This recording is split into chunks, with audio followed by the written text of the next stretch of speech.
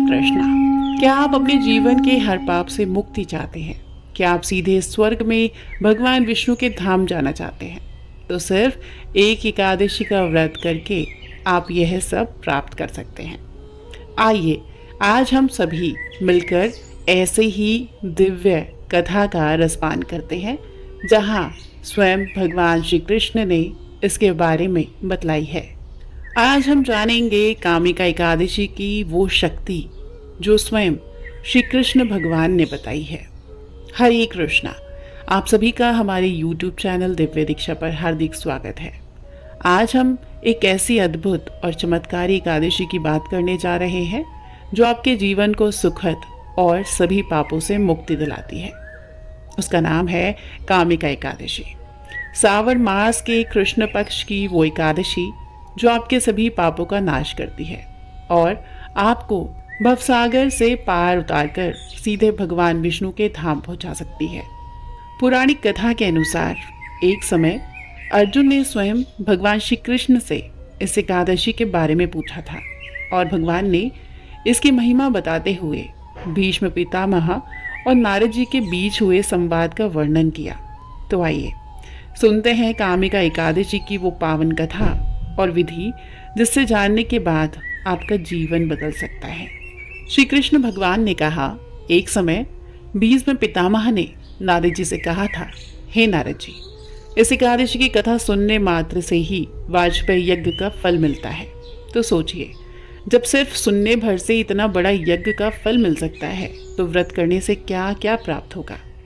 इस एकादशी के उपवास में शंकर चक्र गदाधारी विष्णु भगवान का पूजन होता है। जो मनुष्य इस एकादशी पर धूप दीप निवेद आदि से भगवान विष्णु की पूजा करते हैं, उन्हें गंगा स्नान के फल से भी उत्तम फल की प्राप्ति होती है।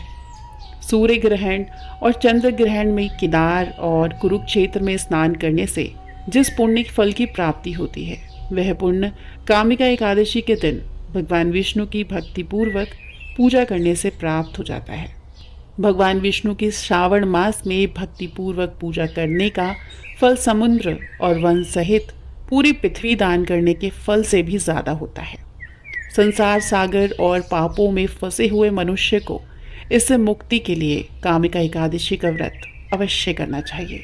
कामिका एकादशी के उपवास से ही सभी पाप नष्ट हो जाते हैं। संसार में इससे बढ़कर और कोई उपाय नहीं है जो आपके पापों का नाश कर सके। भगवान ने स्वयं अपने मुख से कहा है कि आध्यात्मिक ज्ञान से जो फल प्राप्त होता है, उससे कहीं अधिक फल कामिका एकादशी का व्रत करने से मिल जाता है। इस उपवास को करने से मनुष्य को न यमराज के दर्शन होते हैं और ना ही नरक के कष्ट भोगने पड़ते हैं। वह सीधे स्वर्ग का अधिकारी बन जाता है।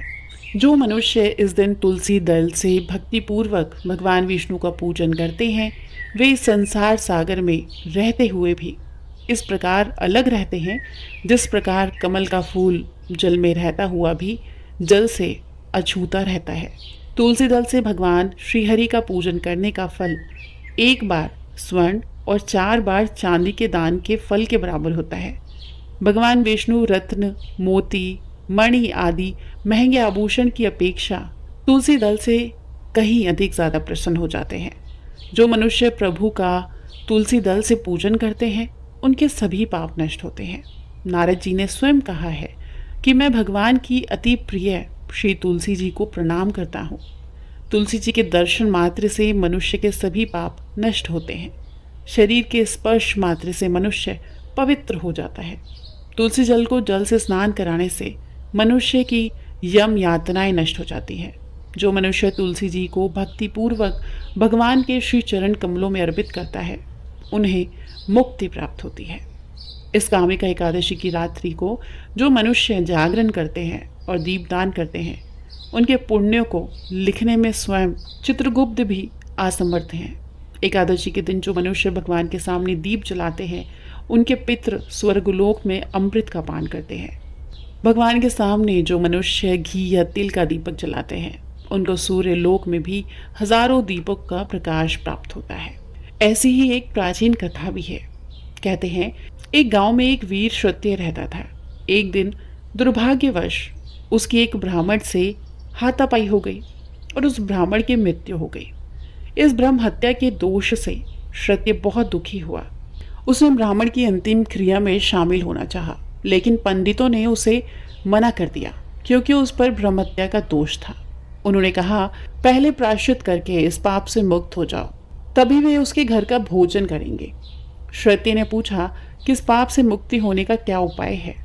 तब ब्राह्मणों ने बताया कि सावन मास के कृष्ण पक्ष की कामिका एकादशी को भक्तिभाव से भगवान विष्णु का पूजन और व्रत करें। पूजन करके ब्राह्मणों को भोजन कराकर दक्षिणा के साथ आशीर्वाद प्राप्त करने से इस पाप से मुक्ति मिल सकती है। पंडितों के बताए हुए तरीके पर व्रत करने वाली रात में भगवान स्वयं क्षत्रिय को दर्शन देकर कहा कि तुम्हें ब्रह्म हत्या के पाप से मुक्ति मिल गई है। यह व्रत करने से ब्रह्म हत्या जैसे बड़े बड़े पापों से छुटकारा मिल जाता है और मनुष्य इस लोक से सुख भोग कर भगवान विष्णु के धाम को प्राप्त होता है। इस कामिका एकादशी की कथा सुनने और पढ़ने वाले को भी मोक्ष की प्राप्ति होती है और वह स्वर्ग लोक जाता है। तो देखा आपने, कामिका एकादशी का व्रत कितना शक्तिशाली है। यह सिर्फ पापों से मुक्ति नहीं दिलाता बल्कि सीधे स्वर्ग का मार्ग भी दिखाता है। इस आने वाली कामिका एकादशी पर इस व्रत का पालन कर भगवान की विशेष कृपा प्राप्त करें। कथा समाप्त हुई। मैं आशा करती हूँ ये कथा आपको ज़रूर पसंद आई होगी। अगर आप चैनल पर नए हैं तो सब्सक्राइब ज़रूर कीजिएगा। अगर अच्छी लगी हो तो एक लाइक अवश्य कीजिएगा। मिलते हैं अगली वीडियो के साथ, तब तक के लिए हरे कृष्णा।